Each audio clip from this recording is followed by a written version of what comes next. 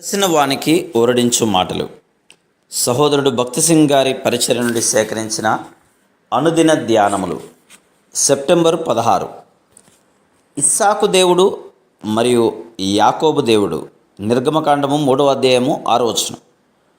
మనము పునరుద్ధానం యొక్క సాదృశ్యమును ఇస్సాకునందు చూడగలము. పునరుద్ధాన శక్తి ఆయనకు లోబడు వారి అందరి కొరకు కలదు. ఆ శక్తి మూడంతలుగా పనిచేయును. మొదటిగా, మనము పునరుద్ధాన శక్తి ద్వారా నీతిమంతులముగా తీర్చబడదుము. రోమాన్ 4వ అధ్యాయం 25వ వచనం. రెండవదిగా, ఆయన పునరుద్ధాన శక్తి ద్వారా లోక సంబంధమైన పరీక్ష శోధనను జయించగలము. ఫిలిప్పి 3వ అధ్యాయము 10 నుండి 14 వచనములు. మన శోధనలు, కష్టములు, బలహీనతలు, పతనములు ఏమైనప్పటికీ విశ్వాసముతో ఇట్లు చెప్పగలము: ఓ దేవా, నా మట్టుకు నేను బలహీనుడను, ఎన్నో తప్పిదములతోనున్నాను, నిస్సహాయుడను. దయచేసి నీ పునరుద్ధాన శక్తిని నాలో పోసి జయశాలిగా చేయగలవా? నేను నీపైనే ఆధారపడుచున్నాను. ఆ విధముగా పునరుద్ధాన శక్తి మనలో కార్యం చేయును. మూడవదిగా, ఆ శక్తి ద్వారానే ఒక దినమున అమర్త్య దేహములు కలిగి ఉండదము. రోమా 8:11.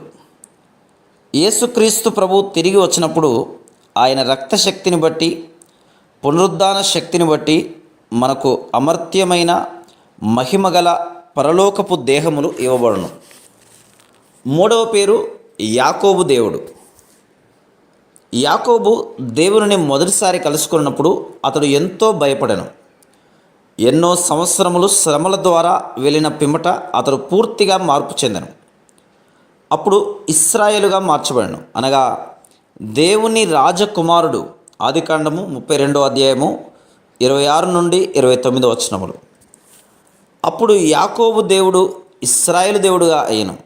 దేవుడు మనకు యేసుక్రీస్తులో రాజులుగానగు ఉన్నతమైన పరలోక పిలుపును ఇచ్చెను.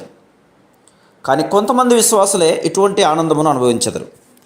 చాలామంది విశ్వాసులు రాజులుగా నుండకుండా భిక్షగాండ్రవలే విశ్వాసమునకు బదులు భయం, అవమానములు మరియు ఆందోళనతో ఉందరు. ఈ భూమిపై మనము రాజరికత్వం కొరకు సిద్ధపరచబడుచున్నాము. ప్రకటన గ్రంథం 5వ అధ్యాయము 9-10 వచనములో ఉన్న ప్రకారం, యేసుక్రీస్తు రక్తమందు కడగబడిన వారు పరలోకములో కొత్త పాట పాడుదురు. ఒక దినమున మనము కూడా యేసుక్రీస్తుతో పరలోకములో రాజులుగా, ఆయన జత పనివారముగా యుగాయుగములందుము.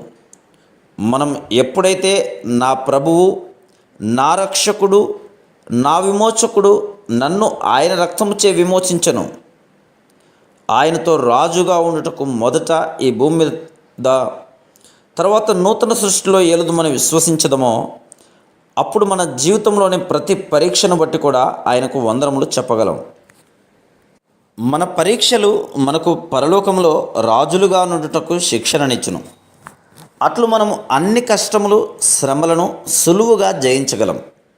నిర్గమకాండం 3వ అధ్యాయము 12 నుండి 14 వచనములలో ప్రభు తనను గూర్చి నేను ఉన్నవాడను, అనువాడనని చెప్పుచున్నాడు. దాని అర్థం, ఆయన మార్పు చెందనివాడు.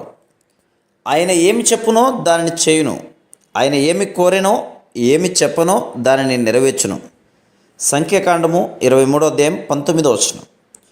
మోషే విషయంలో దేవుడు తన నమ్మకత్వమును రుజువు చేయుచు వాగ్దానములను నెరవేర్చును.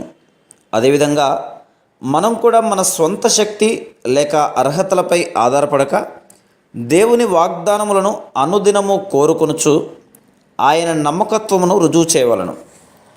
దేవుడు మోషేకు ఆయన తన నామములను బయలుపరచుట ద్వారా తన ప్రజలను బానిసత్వము క్రింద నుండి బయటికి తీసుకుని వచ్చటకు సిద్ధపరచను. మనం కూడా ఫలవంతమైన పరిచర్య కొరకు అదేవిధంగా సిద్ధపరచబడదాం. అబ్రహాము దేవుడుగా ఆయనందు విశ్వాసముంచి అన్ని సమస్యలను ఆయనతో పంచుకున్నట ద్వారా ఆయన స్నేహితుడవు కావలను. ఇస్సాకు దేవుడుగా నీ అక్కరలన్నిటి కొరకు ఆయన పునరుద్ధాన శక్తిని కోరుకున్నటకు ఎరగవలను. యాకోబు దేవుడుగా ఈ లోకంలోని పరీక్షల ద్వారా అత్యున్నతమైన స్థానమునకు, అనగా రాజుగా సిద్ధపరచబడుటకు ఆయన నిన్ను సిద్ధపరచును. చివరిగా, నేను ఉన్నవాడను, అనువాడనై ఉన్నాను అను జీవము గల దేవుడు, నమ్మదగిన దేవుడు, ఎల్లప్పుడూ ఆయన వాగ్దానములను నెరవేర్చువాడని ఎరగవలెను. ఆయన వాక్యములో చెప్పినదంతయు తప్పక నెరవేర్చును. వీటన్నిటినీ అనుభవించుట ద్వారా మీరు ఆయనకు ఎంతో ఉపయోగకరంగాను ఫలవంతముగాను అగుదురు. Praise the lord.